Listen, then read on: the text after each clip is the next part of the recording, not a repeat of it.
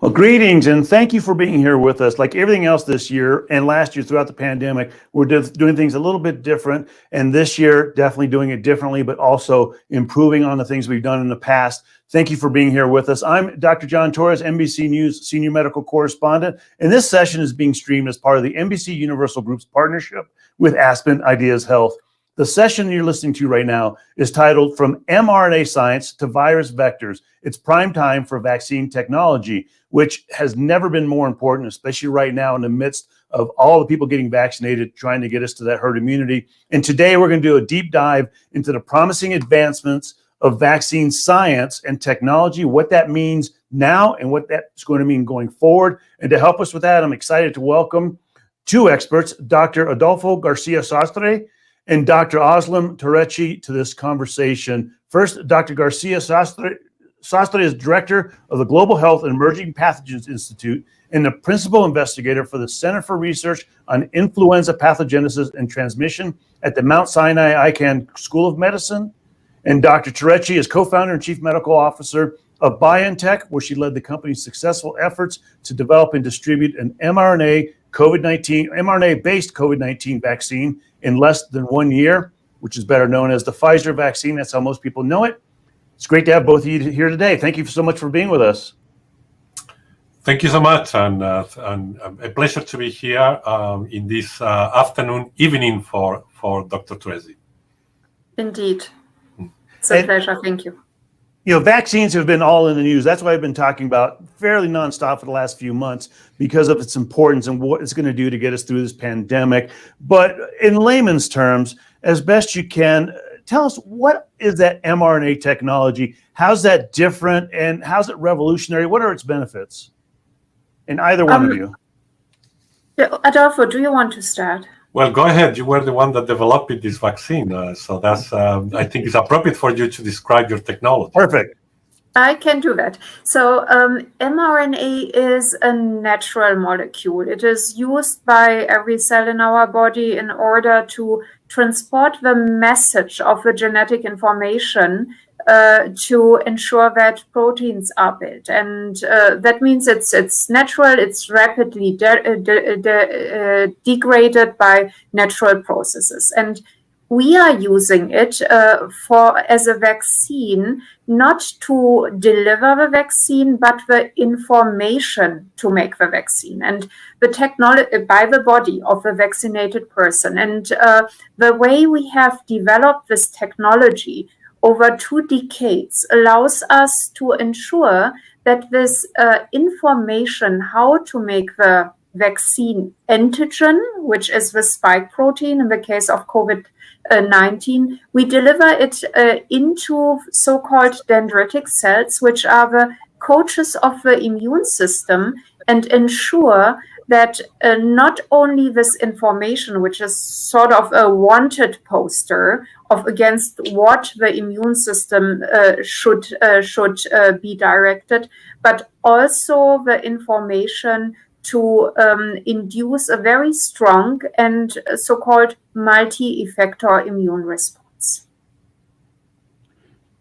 And it's very simplistic to say it this way, but is essentially, you know, putting it down in as simple terms as possible, are these vaccines, including the mRNA vaccine, and it's, again, this new technology, is it very good at tricking the immune system into thinking the virus is there so it can build up that strength it needs to fight off the virus? Exactly. That's what the vaccine does in principle, familiarize the immune system with one feature of the virus, namely the spike antigen, which also functionally is important to recognize for the immune system because it is the key with which the virus opens up the human cells it infects. And this information is provided to the immune system. What's revolutionary about this technique? Well, if I may say something about it, I think, to me, thinking big, in the history books, COVID-19 these years will be as the years of the great COVID pandemic for now, forever, right, in history. But the other thing that will happen, the opposite type of the coin, is that this will be also one of the times for one of the milestones, scientific achievements in the area of vaccines, coming with new technology to be able to make the impact that these vaccines are doing in stopping a pandemic is something that has never achieved before. And that will be part also of the history records, and especially of the science history records. One of the questions that's been asked all along, and I get this question from viewers all the time, is, how do they produce this vaccine so quickly? They went from nothing to a year later having a vaccine. And my response is usually, they've been working on this for quite a long time. So Dr. Türeci, explain that to us. Yes, indeed. This did not happen instantaneously, that we started from scratch and all of a sudden had a vaccine. We are working on, we are researching mRNA as a vaccine format for more than 2 decades now, and have used it primarily as a cancer vaccine, which means to treat cancer patients who have manifest cancer disease in order to direct their immune system against cancer cells. And one of the types of our cancer vaccines are highly personalized cancer vaccines. So what we do here is that we identify the mutation profile of each and every patient's cancer. Those mutation profiles are unique for each patient. We engineer the mRNA vaccine, which is a multivalent representation of those cancer mutations. We manufacture it in record time, 4 weeks in general, and bring it back to the patient because cancer growth is ongoing. We have to be fast. We started with these types of clinical trials years ago and have in the meantime treated worldwide hundreds of patients with our cancer mRNA vaccines. And now with the COVID-19 virus, we in principle had to repeat the cycle of use genetic information, engineer a vaccine out of it fast, and bring it back to the persons who need to be treated.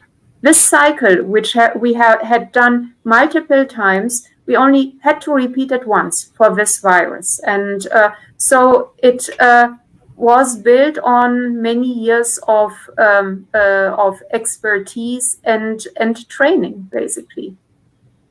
And Dr. Garcia-Sastre, just for people's understanding, there's a variety of different kinds of virus. There's the mRNA virus, there's the adenovirus, there's other ones as well. Explain the differences between, as basically as you can, between the different types of different types of vaccines. Yeah, so all of these vaccines are based on a general principle, which is expose the most important antigen of the virus for which you can develop an antibody response that will prevent infection with the virus, which is the spike. Put it somehow in the context in the body that is only this antigen. There is no virus infection anymore with the bad virus, with the COVID-19. And in a context that will be inducing this immune response to the extent that sometimes some of these vaccines are even more immunogenic than the actual natural infection. So some of the antibody titers that these vaccines have been inducing are actually even higher than the antibody titers that are being induced by natural infection. But it's only the antigen what is being expressed. Now, this could be expressed as a recombinant protein, which is the antigen itself. It could be expressed as genetic material that now will express this protein once that the genetic material gets into the cell, which is the purpose of both the RNA vaccines. In this case, the genetic material is messenger RNA. In the case of the adeno vaccine, the genetic material is DNA that is being encapsulated into an adenoparticle in order to be delivered into a cell. So now this DNA will produce an mRNA, and this mRNA will produce a protein. And this protein is the spike protein of the virus that in the right context, in the right cells, will induce the immunogenicity that we need, meaning the antibodies. And these are, in general, the vaccines that we have. There is also inactivated vaccines based on the own virus that is being inactivated, but still contain the spike proteins in the virus, and therefore will be able to induce an immune response. And there's even some research on live attenuated vaccines that are a little bit more behind, mainly because it's more difficult to attenuate the virus to some extent that is safe, clearly safe, and immunogenic to induce an immune response. But all these type of vaccines have been explored, and some of them have been faster, like the mRNA vaccines, the adeno vaccines. And it's great that we have multiple now vaccines available in order to make a difference here, because that's what the world needs. The world needs a lot of doses of vaccine in order to be able to immunize the amount of people that we need for stopping this pandemic. And you bring up a great point. That was going to be my next question here for Dr. Türeci. Right now we've gotten 1 billion doses around the world, the vaccine administered, but we're far from getting enough people vaccinated to get to that herd immunity level. We still have a ways to go. What are the challenges that you're facing right now in this fight against COVID-19? I would not call it a challenge. One of the obvious tasks is that we need to expand and broaden our production capacities. And our technology, the mRNA technology, is a new technology, which means that you cannot just repurpose a plant which has been used for other purposes. It has every plant we open in order to provide more vaccine supply has to be adapted for the needs of this technology and has to go through regulatory approval. And this exercise of increasing capacities is one of the most important tasks now, and we are working on that and ensuring that we have sufficient raw materials. In terms of challenges or unknowns, there are questions such as, do we need boosters? When do we need boosters? For mRNA, this is technologically easy to do, because mRNA is a very precise technology which does not come with much overhead. It's the antigen only which we encode. So boosting is not a problem. We are doing this, in fact, with our cancer vaccines monthly for our cancer patients. So we don't expect problems. The other unknown is, what about variants? Which of those are critical and need a response in terms of adaptation? And these are questions where data will drive how the scientific community has to respond. If this pandemic had started 5 years ago, would we be in the same place right now, or would we be a little bit behind trying to catch up as far as the vaccines are concerned? I think the technology was there already 5 years ago. I think if you ask me if it happened 20 years ago, that would have been a little bit different with respect to what technologies will go for a vaccine. But certainly, I think the capability was there. And one of the interesting things is that these times they have teach us that it doesn't take really so much time to get the vaccine if the virus is possible to be stopped by vaccination, which is the case for COVID-19. There are some viruses that are more difficult to be stopped by vaccination, like there is the HIV, due to different circumstances, which is if we talk about variants in COVID-19, HIV has an explosion of multiple variants that are very difficult to cover, and as well it's very difficult to get good neutralizing antibodies. This virus is good in terms of getting neutralizing antibodies. The technology was there, and that's an example of how in the future vaccines need to be developed, because if the virus is possible to be stopped by neutralizing antibodies, it shouldn't take 5 years, 6 years, 7 years to get a vaccine if one is willing to produce a vaccine. Yeah. So, go ahead. Yes, scientifically, I fully agree with Adolfo.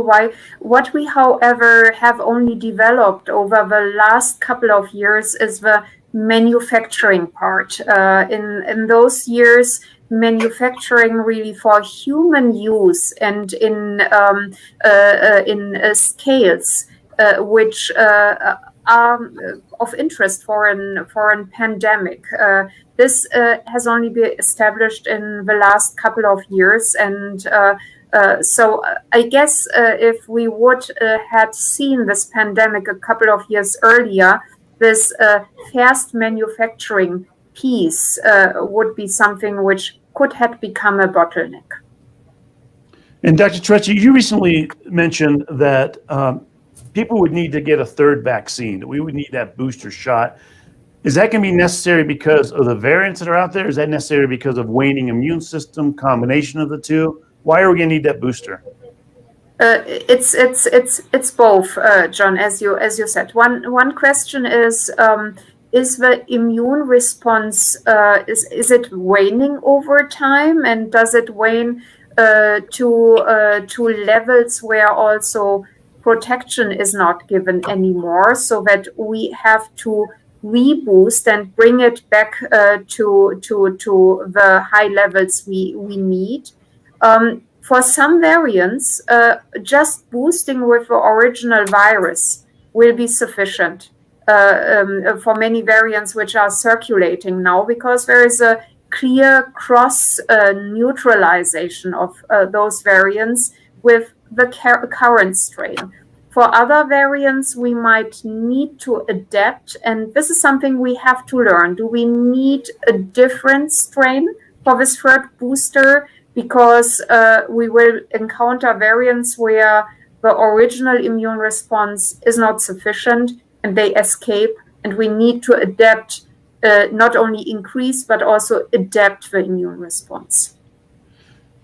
One of the issues has been in the past with the flu vaccine is that if the flu strain changed mid-season, if it mutated a little bit, it was hard to change the vaccine. The vaccine would stayed the same for the whole season. And so occasionally the efficacy would drop because the strain changed, but the vaccine couldn't change. Is this new technology going to allow us to change midstream in something like this and adapt to the virus and the variants that are out there? Well, perhaps I take this question with respect actually to influenza. So it's true that the influenza vaccines, they need to be updated basically annually according to the new variants of influenza that come. But what is also true is that influenza variants and these changes in vaccines that occur, it's not a pandemic emergency. So it's very different from a pandemic situation in which everybody is susceptible. It's true that the vaccines against COVID-19, they are going to stop this pandemic once that they are being used in the majority of the people. But the virus is going to continue.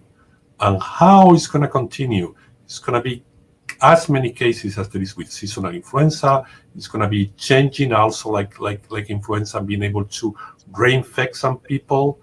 This we don't know, but it certainly is not going to be anymore a new pandemic that comes because of a variant. Then the need for revaccination, for changing to a new variant, that's a need that we are going to see according to the data that we see in the future once that people is immunized. But that's something that will not represent anymore a pandemic emergency like the one that we have right now. So we will be able to deal with the remaining disease that occurs, and science will bring what is the best way how to reduce even the burden of disease that remains after the pandemic is over. And, that's going to be the question, how much variable the virus is. Is really expanding into multiple variants all over the world, or it's going to be like flu, that is a more abundant variant. But certainly it's not going to be with as much disease cases that there is right now, because right now there is basically no pre-existing immunity at all in any of us unless you get exposed to the virus or you get vaccinated. And just to remind people, if you're watching this, if you have questions, we're going to be taking questions at the end. So please send them our way so we can go ahead and get to those. You have the experts right here who can talk to you about this. So please give us your questions if you have them. But you do bring up a good point. Moving forward, are people's expectations very high right now because so much effort was put into this, so many resources, so many people working on it. Funding was not as big an issue as it's been in the past. Are people's expectations going to be high, so when they move forward, they're going to be going, how come we're not getting every vaccine in 10 months? Özlem, what do you think? You're in the midst of working on this and manufacturing it. I didn't get your question, sorry. No, do you think that people will be expecting to have these vaccines going forward to be produced in 10 months anytime we need one. Our expectation is too high right now, and people not necessarily understanding that it's what Adolfo was saying, this is a pandemic, a lot of effort went into it. Vaccines will continue to be produced, and we expect that more manufacturers and more vaccine formats will be approved, which are currently in development. And as Adolfo has said, we will at some point, namely when we have reached a herd immunity and controlled the pandemic, be in a situation that it is not anymore vaccination in these high amounts that is needed, but production and vaccination to respond to endemic situations, which is very different from what we are encountering now and living through now. Yeah, and certainly many of the technologies of vaccines for COVID-19 that are right now, especially the mRNA vaccines, can be adapted to quickly change the antigen if it needs to match the variants. For influenza, it's been done all the time. The problem with influenza is that sometimes we miss the actual variant that is going to cause the next epidemic outbreak. And that's what represents a challenge. But certainly, even when in influenza, we miss in the vaccine the right component because we didn't realize at the right time that there's going to be this change with a new variant coming. Even when this happened, it doesn't happen the big problem that happened with COVID-19. There is a problem, there is more burden of disease, but it's not anything that is as comparable as what it is a COVID-19 pandemic. So this is something that in the future we will see how is the evolution of this virus and what is the best way how to reduce the remaining burden of disease through vaccination. Certainly, I'm convinced that we are going to need vaccination in the future. If anything, it's very difficult to eradicate the virus. If anything, there will be new people that are born, and they are certainly naive to this thing. And at one moment, either they will encounter the virus or they will need to be vaccinated to prevent infection with the virus. And again, there will be some remaining disease, which may be mitigated through vaccination strategies, but they are not anymore as a big emergency like there is right now. And, with all the new productions that they are going to be done in order to vaccinate so many people, I think there will be enough production facilities later on to deal now with a virus that is not anymore a pandemic virus, that is a virus that may cause still some disease, but that can be mitigated through vaccination, whether there is annual vaccination, whether there is every 3 years vaccination, whether it's vaccination only of the kids and of risk groups. That's something that we don't know at this moment, but the future will tell us what data we have. But again, it will not be as a big problem like it is right now in terms of getting the right vaccine in order to stop this pandemic. And for both of you, I remember talking about this a year ago, maybe a little less than a year ago, when we were just talking about hoping that these vaccines could reach 50% efficacy, 70% would be fantastic, and then we come out with these 94, 95% efficacies. Were you surprised at all that they were this efficacious, these vaccines? I was surprised. I'm very pleasantly surprised. I don't know about Dr. Türeci, but it was so pleasantly surprised. Certainly, they saw already great promise in the phase 1 clinical trials because of the levels of neutralizing antibodies that they were able to induce. So the promise was there already in the phase 1 trials, but the level of efficacy that is being achieved is really mind-boggling, and it's great. It's really and part of it is not only that the technology is very good. Part of it is also that we were actually in this respect lucky with the virus. If this virus would have been tougher to be stopped by antibodies, if this virus will have the potential which we didn't know in the beginning, that some antibodies may induce antibody-dependent enhancement and even increase disease in vaccinated people, or as variable as HIV or difficult to neutralize as HIV, this will have been tougher.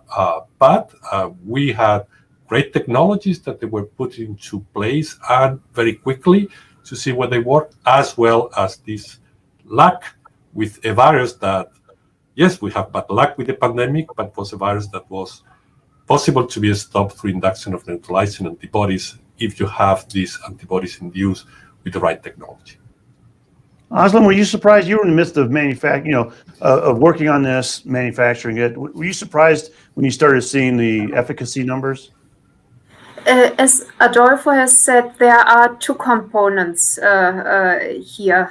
One component is the biology of the virus, where you can only hope that biology is on your side, and you're lucky that you don't have an HIV-like sort of virus here.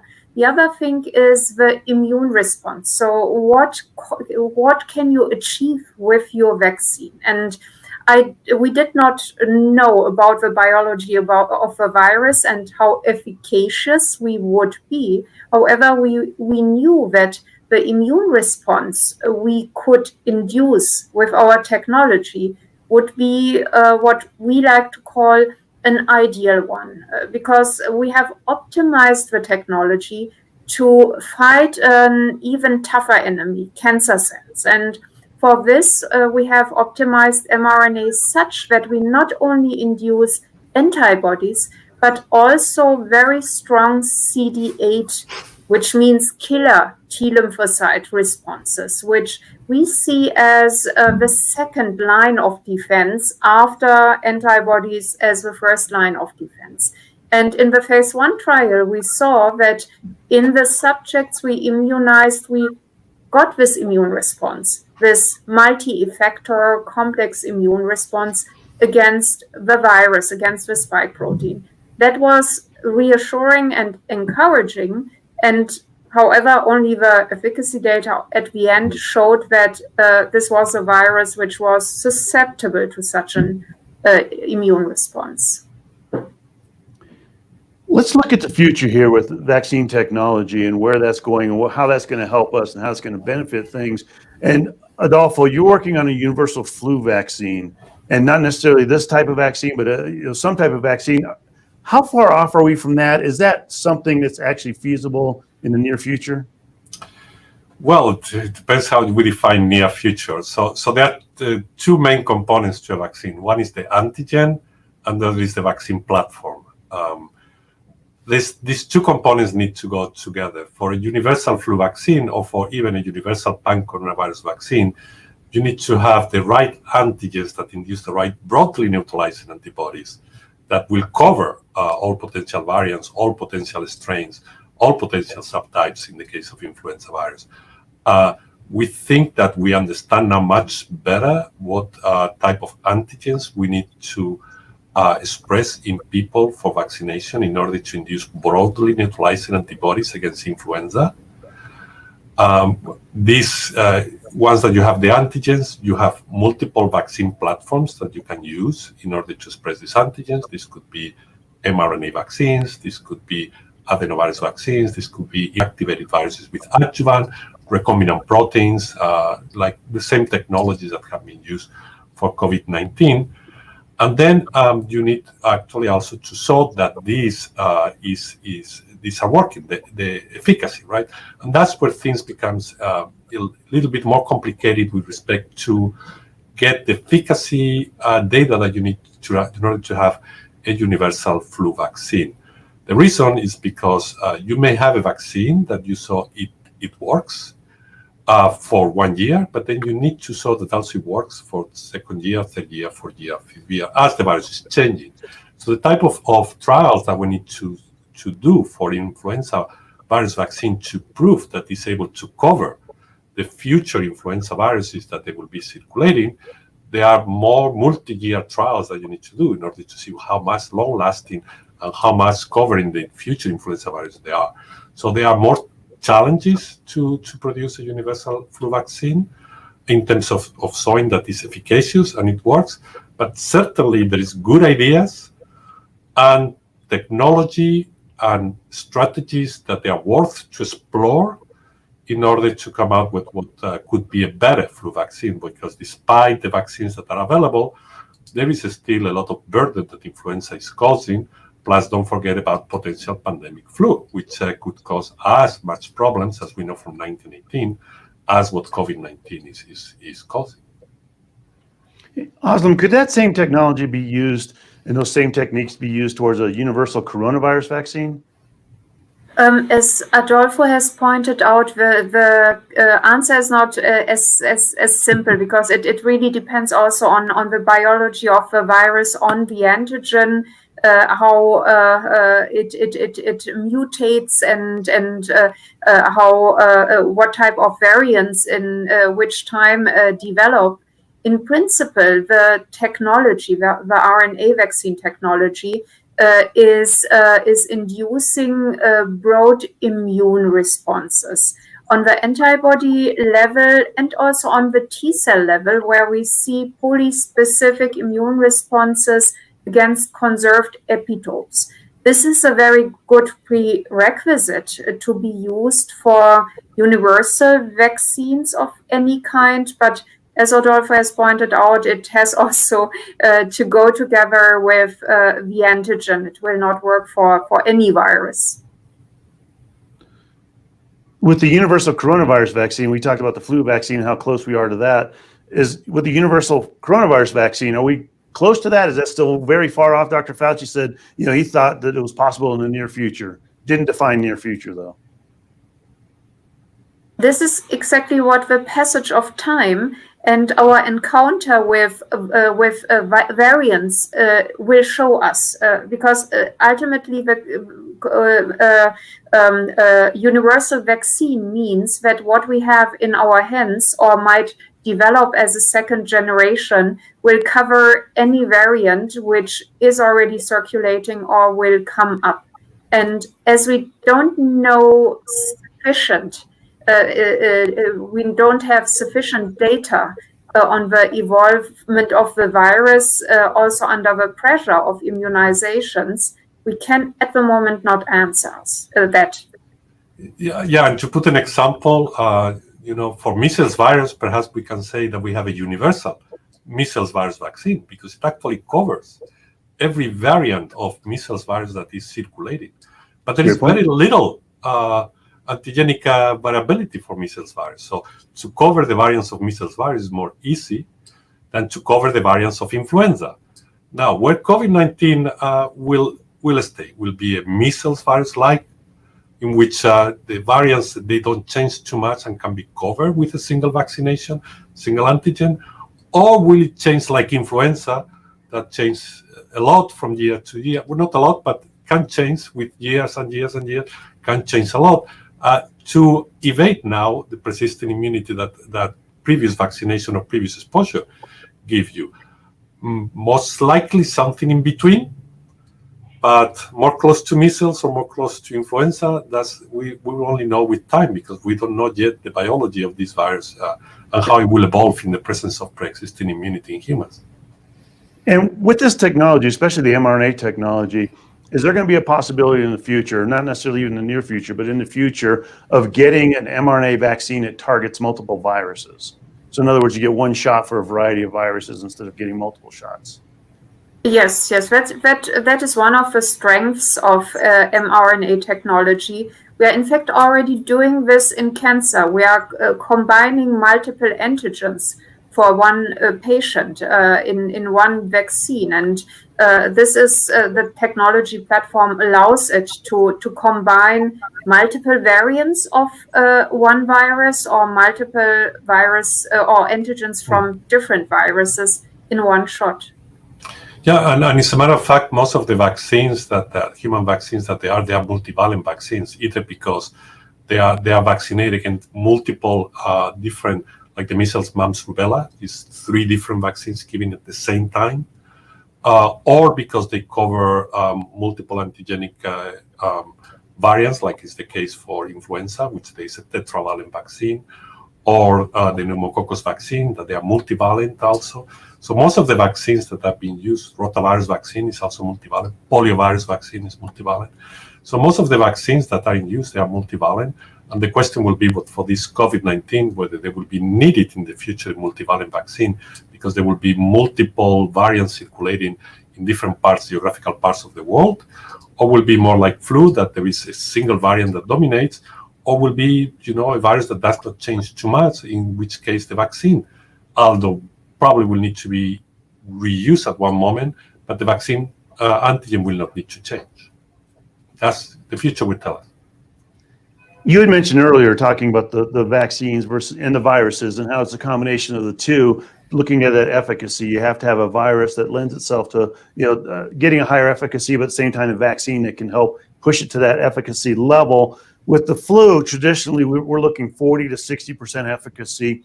Will this new technology help improve that? Well, that's something that I'm sure that it will be explored. As a matter of fact, I know that Pfizer, before COVID-19, was trying to explore the use of mRNA vaccines as influenza virus vaccines, and they have a program for trying to develop it. And certainly, we need better technology, not so much better technology, we need better flu vaccines. Basically, I think the flu vaccine is a vaccine that works, has a place in the world, but it's a vaccine that can be improved. And we need to explore ways how we can improve vaccine. And the use of new technologies may actually improve the coverage and the protection that the flu vaccine is inducing. It's a vaccine that is a very old vaccine. It's been made with inactivated viruses that have been partially purified for getting the hemagglutinin, which will be the equivalent to the spike protein of COVID-19 for influenza. It's a vaccine that is not very immunogenic. So as a matter of fact, even if influenza virus will not be changing, with the seasonal vaccines, they afford protection only for 1 year, 1.5 years, some cases even less, especially in the old people, to the point that actually we will need to be revaccinated with flu vaccines, even if the virus will not change. And that's something that most of the people don't know, but they induce a very short immune response. Now, because they need to be changed, because the virus changed, then, well, it's been updated every year. But even if the virus will not change, we will still need to be revaccinated, because the protection that the flu vaccines in general afford is a very short-lived protection. And perhaps it's because they are only based in protein without any type of help that will increase the immunogenicity of the protein, like some adjuvant. And the RNA vaccines or the adeno vaccines, they provide with much strong immunity than just a protein alone based vaccine. Let me get some viewer questions here, because we got quite a few of them, and they're actually very good questions. And for either one of you, how can vaccines be scaled up and quickly for under-resourced countries like India? What raw materials are needed, and can they be supplied, or can they be grown in country? And how soon can we do that? How soon can that be done? Özlem, why don't you try and take this one? Yes, for mRNA vaccine, that is part of our overarching plan. As I pointed out, this is a new technology, and the vaccine manufacturing capacities have to be built. We need facilities for that. We cannot just use plants which are already there. The supply of raw materials, which are different to those which had been needed before for other technologies, has to be secured. So this is not only delivering a formula to a plant which has produced cough syrup before, with which you can upscale the production capacities. And we are in the midst of this process for our vaccine to increase capacities, to build partnerships. This also includes that we are very interested to bring this to low and middle income countries. And we work together with WHO and organizations which are enablers for this. And I know one of the initial issues with the mRNA vaccines were the handling behind it and the infrastructure needed to handle it. Has that gotten to the point where that infrastructure isn't quite there? Do they still need the ultra cold storage? And I know at some point they were talking about not having to do that necessarily. Yes, so we are improving step by step the transport and storage conditions, and you have to keep in mind that this is a new technology, which means that we had not started, before we started this project, to optimize the storage conditions and the transport conditions for this type of rollout. We started with it when we started to construct the vaccine only 14 months ago. So this is improving. We are developing new formulations. The stability data for the current formulation also allows us longer handling at higher temperatures. So this is a step-by-step process. Yeah, and if I may add, with all, I'm very humble about the huge success of the mRNA vaccines with respect to efficacy. But in terms of having widely coverage very quickly for vaccination against COVID-19, that's when also other technologies, other vaccines may also help in trying to quickly cover vaccination in order to stop with this pandemic. So it's really good that we are having more type of vaccines that not only are mRNA vaccines, but more type of vaccines that can be also be used. So the number of doses that they will be available at any given moment is higher, and that there is still more research being conducted clinically in some other vaccine strategies that may help in order to provide in the doses that we need to go faster with respect to the number of vaccinations that are needed. And to address that, Adolfo, this next question, knowing vaccine hesitancy is an issue, what would you say to reassure people about the safety of the vaccines now using these new technologies? Well, it's very clear with all the data that we have that at this moment, if a person is not vaccinated, it's in a higher risk of severe disease and of death than if it's vaccinated. Now, there is no single vaccine that will not have some proportion of adverse events, and there is no single vaccine that is 100% efficacious. Mm-hmm. So vaccination is not going to guarantee 100% protection, but it's going to increase a lot your odds that you will be protected and that you will not develop disease, and especially not develop severe disease if you encounter the virus. Something that can happen very easily in this moment, that you encounter the virus and you are not vaccinated, then you get infected and you may develop severe disease.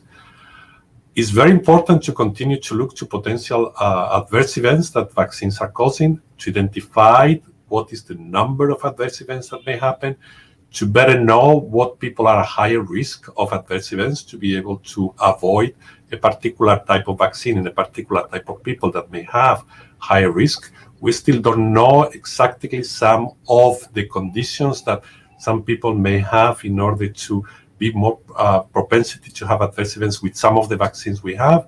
With the mRNA vaccines, we know that there is an adverse events that may happen in people that have a history of allergies, of having reactions, very, very strong reactions to some components, and that we know, and then it can be then handle it appropriately. So the more we know about these adverse events, the more we will be able to treat them appropriately or to avoid people that they may have a predisposition.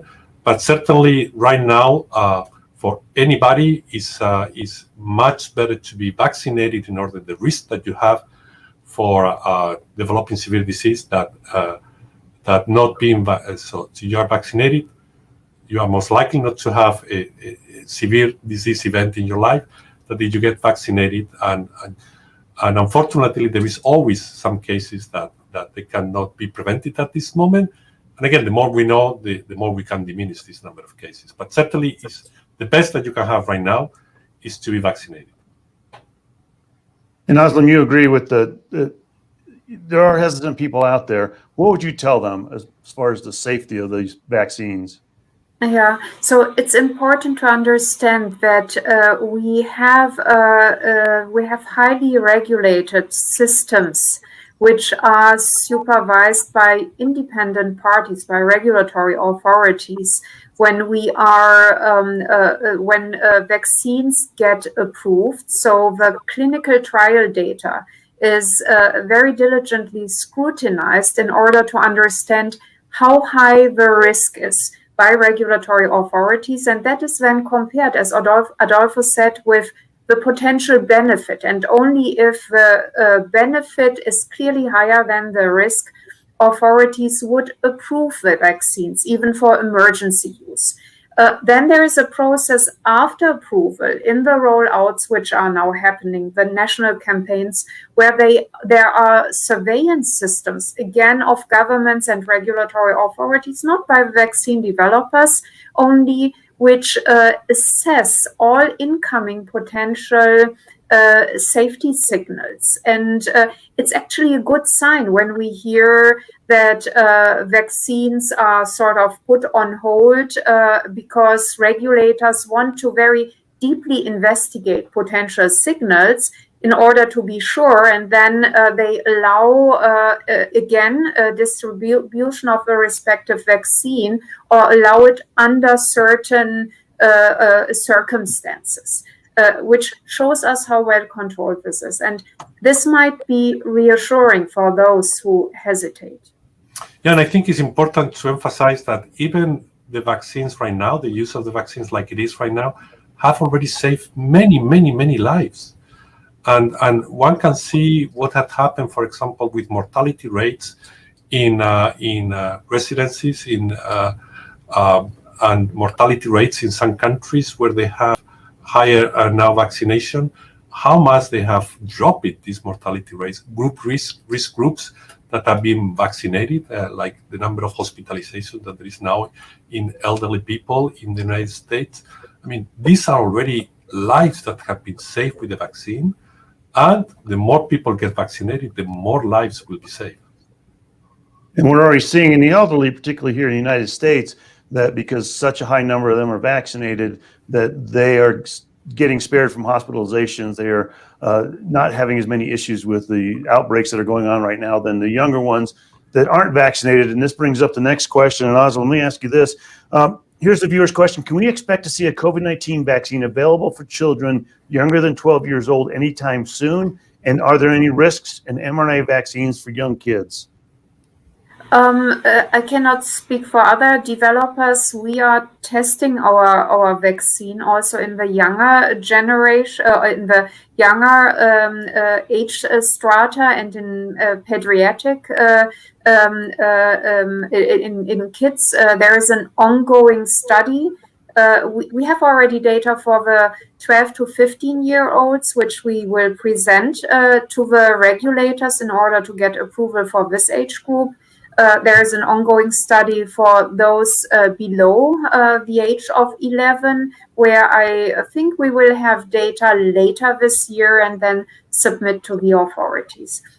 Is there a risk for younger kids? This is exactly why these clinical trials have to be done. We can extrapolate from the adult data, but we cannot fully answer this question and have to await the results of those ongoing studies. And Adolfo, let me ask you this next one here. Question: are vaccines under investigation for treatment and or prevention of autoimmune disorders, type 1 diabetes, Addison's, lupus, those type of disorders? Yeah, there is also vaccines that have been tried to be developed for this type of disorders. So again, the important thing there is to know what is the best antigen for which to target an immune response in order to be able to make an impact. There is even some research that has been done for preventing cancer. So not therapeutic vaccination of cancer, but prophylaxis of cancer. We understand, but there the trick, the important thing is, what is the antigen that you need to use? And I think we still don't know enough about the biology of these diseases to know for sure what type of antigen we need to target in order to get a good immune response for preventing this type of ailments, or to even to do therapeutic treatment of people with diabetes. I think in this respect, at least with respect to antibodies, I think therapeutic antibodies will help first if they are working in order to figure out what type of potential vaccination you need to do that will induce a particular therapeutic antibody. So there is a lot of research also in therapeutic antibodies in these diseases. And, but still, they are a major burden. And one of the challenges is, can we actually find better therapeutic modalities and prophylactic modalities that are based on vaccination to deal with these more chronic diseases that are not caused by infectious agents? One needs to think that is a problem against their own body, right? So you are not fighting anymore a foreign invader like a virus or like a bacteria. You're fighting something that has been going wrong in your body. Either your body has changed and then the cells become cancer, or there has been some changes in the immune system that now the immune system is attacking your own body. So they are more tough to figure out the strategies, vaccination strategies that they may be able to treat these ailments. But certainly it's an area of research that is very active, and hopefully, things have been advanced. We have now better treatments for cancer. Science is giving the tools that they are needed, the technologies that they are right now in terms of trying to understand biology. They are mind-boggling to the point that technology in science, to understand things in science, have been advancing even quickly, that our application of the technology to understand the science behind is a great moment for science, and I think in the future we'll see really better treatments for all of these diseases. This is actually a very interesting point, if I may add to that, because this is also a topic we are tackling with mRNA technology, and have preclinical data which shows that when we know the antigen, as Adolfo has said, and that's a complex thing in the human system, we can use this technology also for not inducing immunity, but in this case, suppressing immunity. And the reason why mRNA can be used also here is that mRNA is like code. You can transport any information directed to a specific antigen into the immune system. And we have one type of mRNA code, so to say, which does not communicate with the cells which generate neutralizing antibodies, as we need for COVID-19, but with so-called regulatory T lymphocytes. These are suppressing cells of the immune system, and our mRNA tells those cells that they should suppress autoimmunity against a defined antigen. And this would be a way which is not in the clinic yet, needs to be translated to tackle also these types of diseases with these new technologies. That's great. So the future is wide open, which is fantastic, because the next question has to do with kind of the short-term future here. And Özlem, probably start with you. What do you hope to be able to do in the lab or in manufacturing within the next 12 months that you can't do right now? Looking forward to the next year, what do you think's gonna? What's gonna change in these vaccines in the next year, or this technology? Yes, we will have second generation vaccines once we understand whether we need multivalent vaccines or adapted vaccines, and for this we need the data. This will be the sort of second generation vaccines. That's something which needs to be tackled. Another aspect is storage, transport conditions, logistics. So very, very sort of operational things to ensure rollout, because rollout in order to herd immunity is an important aspect. I think these are the challenges of the next 12 months. And what do you mean by second generation?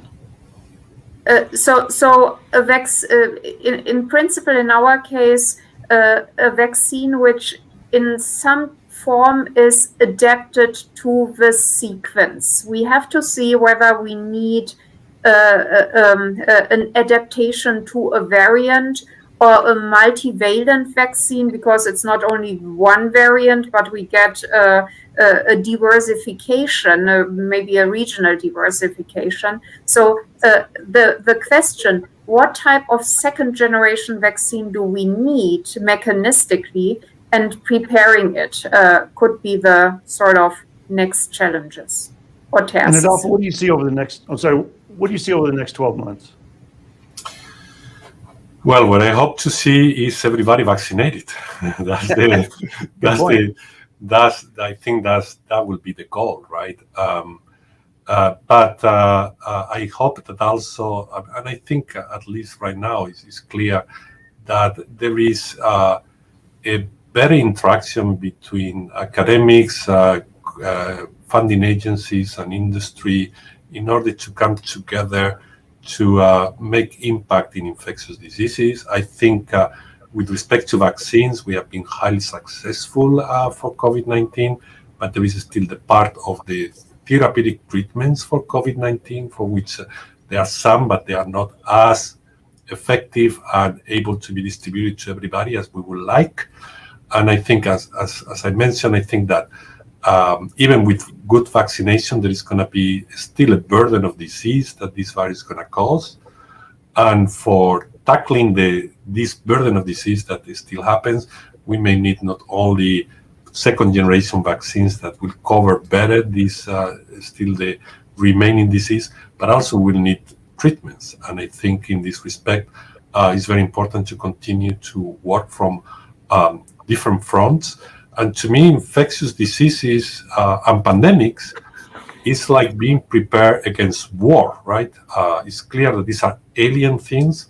We spend really a lot of money in defense from foreign countries that may attack us, and then we need to be prepared with weapons that perhaps they are not being used ever, but this represent a defense that we have, and we need to have in order to prevent that we are being attacked by, in the case of war.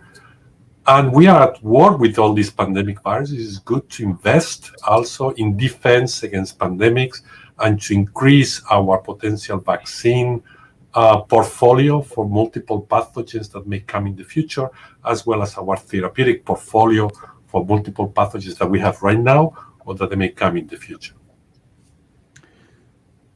Looking forward here, what would your bottom line be to people? And I'm going to ask you both a question here, just so we're going to end the segment here fairly soon. But what would your bottom line be to people talking about the technology, the pandemic, where we are, where we're going? So Adolfo, let's start with you. What would your bottom line be to viewers and people watching? I think I want to give an optimist view. We are in a time that we can make really finally win the battle that we have with this against this virus, and it will. And I think that it will be. We will see these results. We are already seeing results, how we are changing now guidelines about how we need to behave with respect to interaction with masks, without masks, social distancing based on levels of vaccination that there is. And I think quickly, as soon as there is more people vaccinated, then there's going to be again a change. And then there will be a timing we will look at this in the past, like saying, well, we passed through a historical moment, but we are not anymore in the pandemic moment. And that's what I'm looking forward. I'm looking forward to the time, and I hope that it's a very short period of time, still the one that we need to have, that the pandemic is over.